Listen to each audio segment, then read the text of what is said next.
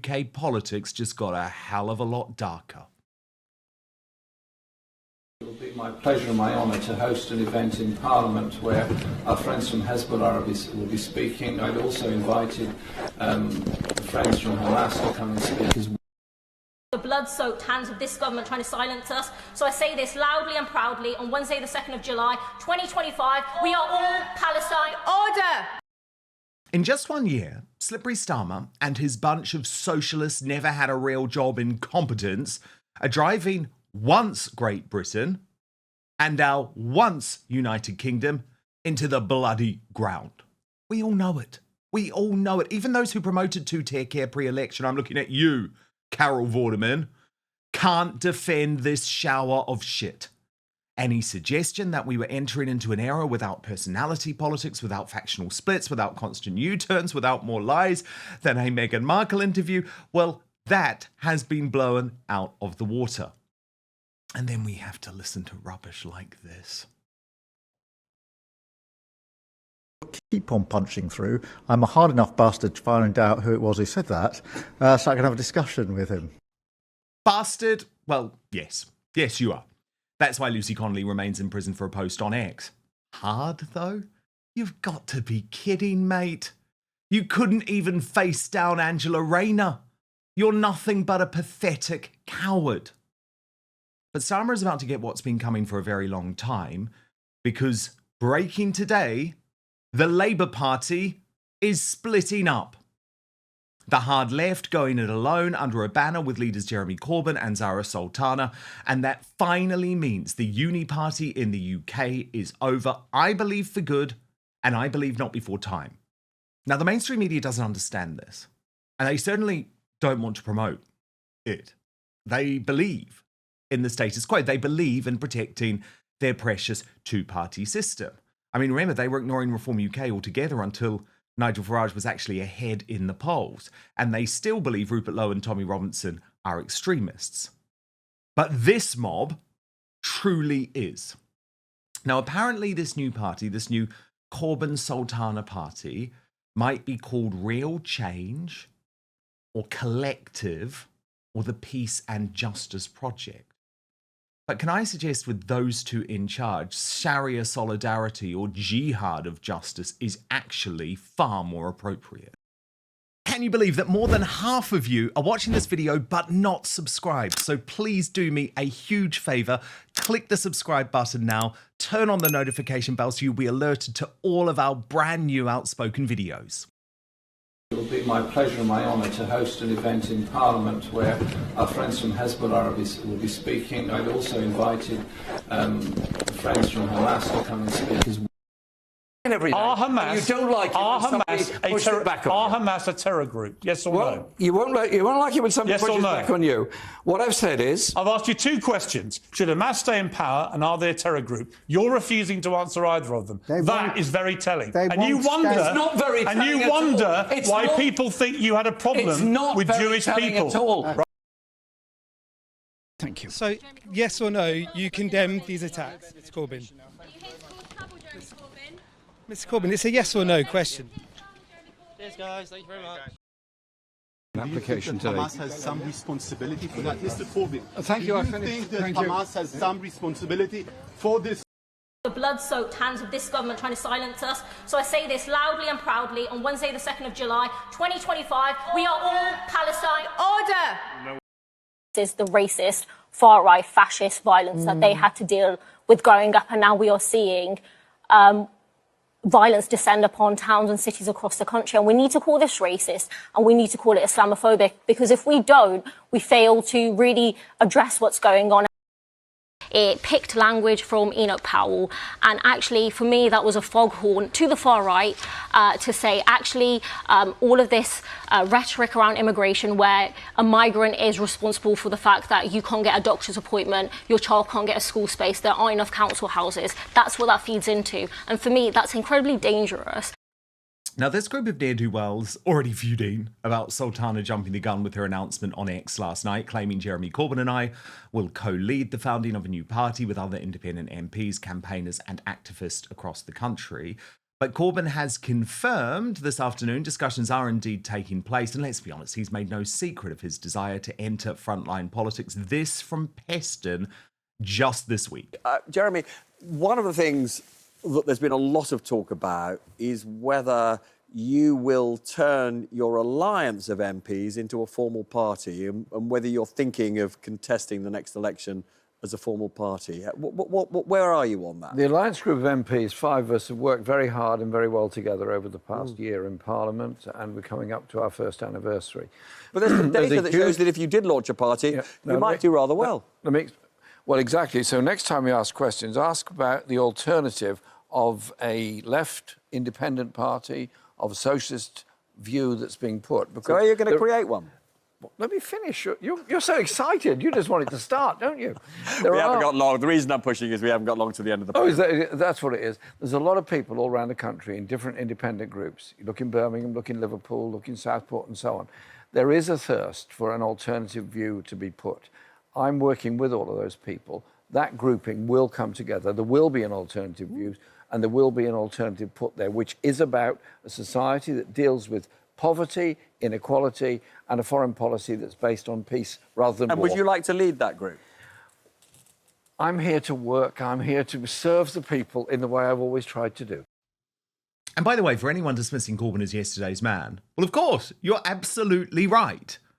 But what matters here is how pollsters have him immediately taking 10% of the national vote and immediately wiping 3% off Labour. Now, with the potential next Green leader open to working with this mob too, it could be about to get even worse for Starmer. So no wonder the reaction from the right has been so immediate. Tommy Robinson posted, Labour MP Zarah Sultana has quit the party to start a new party with Jeremy Corbyn. Islamist party of Britain is coming. Nigel Farage said, if you thought Keir Starmer was having a bad week, it just got a whole lot worse. And Zia Youssef added, lol, odds of Nigel Farage being PM just narrowed further. Corbyn won more votes than Starmer did, both times that he ran. He has awful policies, but is a vastly superior politician to Starmer. His new party will be enough to lose Labour many, many seats in 2029. Likelihood of a reform majority thus improve nicely. Although I still have my suspicions, more than suspicions actually, that it's Youssef who intends to become the UK's first Islamist PM. I mean, look at that. Britain needs a real leader with a picture of himself. We know what he's getting at. And by the way, Starmer, you're right not to celebrate your 1-year anniversary of destroying the country tomorrow. Because when More in Common asks for Labour's biggest achievement in government, the answer, and look at this, it is utterly resounding, nothing. What about the biggest failure? And you won't be surprised to learn it's the winter fuel allowance, but they're the only other word you can actually read, immigration. This is a shocking record for a horrible man who will go down in history as one of our worst prime ministers ever. And he may well be responsible for the end of the Labour Party too. Now, Connor Tomlinson. But first, you know how often I talk about the need for free speech to be protected, but I've been increasingly thinking of the need too for personal protection from snoopers, from bad actors, from hackers, all online. And I'm delighted to tell you I've found the fail-safe solution. And this virtual private network, or VPN, is a life changer when it comes to providing you entertainment and information from anywhere in the world, wherever you are. So I want to introduce you to Surfshark, an incredible, easy-to-use service that encrypts all your internet traffic, meaning your online activity stays safe so you can shop, you can stream, you can browse, you can conduct your banking in complete privacy online. But the benefits of Surfshark go way beyond keeping you safe. It also allows you to access your favourite entertainment and news shows and international streaming services like Hulu, iPlayer, HBO Max, Peacock, Netflix, Amazon Prime, Disney+. And if your favourite shows are geo-blocked, within seconds, you can be watching as if you're in another country. Really helpful, by the way, for traveling for work or on holiday. I did this recently when I went to Barbados. I could still get all of my favorite content from home using Surfshark, including sports. Plus, it's an insurance policy against creeping censorship in so many countries, which do block particular services like Rumble, for example. What Surfshark allows you to do is watch anything, anytime, anywhere. True freedom. Plus, and I didn't know this, a VPN can save you money, because you can get the best deals from websites that actually change their prices depending on which part of the world you are buying from. You can use Surfshark on unlimited devices, meaning your entire household can stay safe with just one subscription. And there are over 3,200 servers in over 100 countries, meaning a world of choice is at your fingertips with 24/7 customer service if this is your first time using a VPN. So go to surfshark.com/outspoken for an extra 4 months of Surfshark at an unbeatable price. And this is super important. Surfshark is so confident that it is the best VPN in the world that you can give it a try for a full 30 days. And if you're not entirely satisfied, you will get your money back. So go to surfshark.com/outspoken right now for an extra 4 months of Surfshark at an unbeatable price. But now, back to the show. Connor, what do you make of the launch of this new left-wing party? The split in Labour is finally here. Yeah, it's both a good and a bad thing, actually. And it's a good thing in that it will eventually lift the veil on just how bad things have become in this country as a consequence of mass immigration and a Chamberlain-esque internal multicultural appeasement strategy that allows these hostile foreign diasporas and Islamic enclaves to take root in cities like Leicester, Leeds, Birmingham and London. And I was looking at the people that voted against prescribing Palestine action, Dan, and the same names cropped up. It's the 4 independent Islamic MPs like Shokat Adam and Adnan Hussein, and of course Jeremy Corbyn as their kind of Hamas and Hezbollah cheerleader ringleader. But then you've also got people that were chucked out of the Labour Party for previously rebelling against the government whip, like Asparna Begum, depicted in that photo that you keep showing with Corbyn and Zarah Sultana, that looks a bit like 2 care workers taking a photo with a nursing home patient, but there you go. And then John McDonnell as well, Corbyn's Marxist former chancellor, who has a bit of an appetite for endorsing political violence. So I reckon if you look at the electoral map, where you're seeing not just a handful of Labour cabinet members like Angela Rayner or Lucy Powell losing their seats to Reform, but if you look at the likes of Wes Streeting, Jess Phillips and Shabana Mahmood also losing to what was formerly pro-Gaza independent candidate, but if they can galvanise the Islamic and Marxist vote into one party, whatever engine Sultana and Corbyn launch, you're going to see, likely, and this is the bad point, at least about 30 Islamo-leftist MPs occupying the UK Parliament next time around. And the great problem with this is that there is, as of yet, no political force which is content to stop this from growing. Because this is growing from immigration, the accommodation of these sectarian Islamic communities in our cities that hijack liberal individualistic parliamentary democracy by voting along ethnic and religious lines in big clannish groups, and they might be confined to certain areas in cities, which means they can never win an overall majority, but they are guaranteed to have representation. And so the head of this hydra must be severed permanently. We need to make it a completely hostile environment in this country for all of these Islamists to practice their faith and to establish these colonial outposts. And if they want political representation on behalf of Islam, they can go live elsewhere. And of course, this is good news, I think, for the right.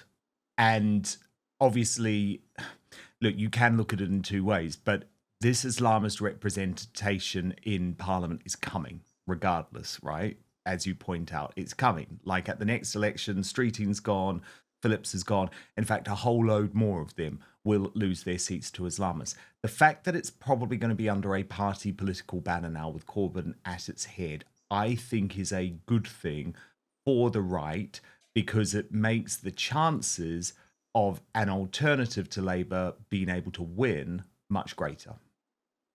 Yes, I mean, we currently have, for all the people that were joking on Monday of the excessive proliferation of right-wing movements with advance and reform and restore and reduce and reuse and recycle, we have a hell of a lot of competition on the leftward flank with half the Tory party and the Lib Dems and Labour and the Greens and now this sort of independent alliance that will just be the Islamo-leftist party, chasing increasingly what is only ever about 8% of the vote, which is radical progressivism, and a diminishing share of complacent English liberals in the shires who, when confronted with the uncomfortable realities of mass demographic and cultural change, will flip to being immigration restrictionist overnight. We're already seeing moves among the Lib Dems saying that they would vote for mass deportations of foreign criminals, despite many of their MPs saying that there's no such thing as an illegal migrant. One sort of bellwether for this, though, that I'm watching out for is Diane Abbott, because she's the mother of the house, she's a Labour loyalist, she's Jeremy Corbyn's ex-girlfriend, and would have been Home Secretary if Corbyn hadn't have lost 2 elections on the trot. The moment she defects to this party, and she is likely to, that will be a very symbolic death knell. Oh, it would be huge for Labour. It would be huge. Do you think she's likely to, though? Because I think at the moment she's going to remain in the John McDonnell camp, because there is now serious hope amongst the Labour left, Connor, that they will not have to go into the election under slippery Starmer. That Rayner will end up being Prime Minister. I do, but I think that Rayner is going to have to make a series of concessions in order to do that. I mean, before she was a kind of free radical, and she was put second fiddle to Starmer because Starmer knew that she was he knew because she was saying that she was kind of too stupid to handle the job herself. And I've heard that directly from a close friend and Labour advisor that told me that off the cuff about a year ago. She wasn't expecting to stay in this job, actually, as long as she has. So what she's done behind the scenes is been meeting with Blair, which means that she's being brought to heel. And Blair is very annoyed with Keir Starmer in how he has non-tactically handled the Southport crisis, how he has fumbled the bag on immigration, how he hasn't given him digital IDs, and how he hasn't invested as much in AI as he wanted to. And when Starmer's poll numbers started to dip, you saw a bit of a reverse ferret on some of those issues, but now he's throwing Morgan McSweeney under the bus. And so things aren't all well in the Labour camp. And so I think what Rayner will do, if she does end up taking over from Keir, one, she'll have to fight Wes Streeting for the ability to plunge that blade in his shoulder blades. But secondly, she'll make a series of concessions to the Blairite paradigm, which itself is dying, which is putting off actual Labour base members. And it will then put off more MPs who are more likely to defect to Corbyn's project, including long-time loyalist Diane Abbott, who, by the way, I mean, I'm shocked that we even allow her in politics. After quite a few years ago, she said on the BBC that Chairman Mao, genocidal communist dictator Chairman Mao, did more good than harm. These are the kinds of people that will be joining Corbyn's front. And yes, for all the infighting on the right, it will make us look a hell of a lot better. It's also really interesting, by the way, that the other person who has come to support Rayner behind the scenes in recent months is the King of England, Charles III. But that's a whole other story. I'm really interested, though, Connor, that you mentioned Southport, because we're, of course, coming up to the 1-year anniversary. But for me, the day that Starmer lost the nation was not actually tomorrow. Wasn't July the 5th when he entered Downing Street. It was July the 30th. And this moment, I remember watching it just before we came on air, and I posted this at 3:55 p.m. How many more children are going to die? Prime Minister Keir Starmer heckled in Southport. He was there for just 19 seconds. And interestingly, Annabel Denham in the Daily Telegraph has agreed that that was the moment that Starmer lost the country. So have a look at this and then I'll get your reaction, Connor. Seconds for Keir Starmer to kill his premiership. Every Prime Minister has a defining moment, a decision, a crisis or a blunder that etches itself in the public mind and shapes their legacy. Starmer's came not at 7 o'clock last night during the welfare vote, bruising though that will have been. No, it came on July 30th last year, less than a month after he entered number 10. As he lay flowers in Southport, he was heckled by members of the public. And at that moment, it was painfully clear Starmer was the wrong leader at the wrong time. How many more children? Is it mine next? What's going to stand up for our children? Next. Bye-bye. Got your photos, off you go. Make a real change, Prime Minister. Make a real change! Get our children! Try as he might, the words wouldn't come.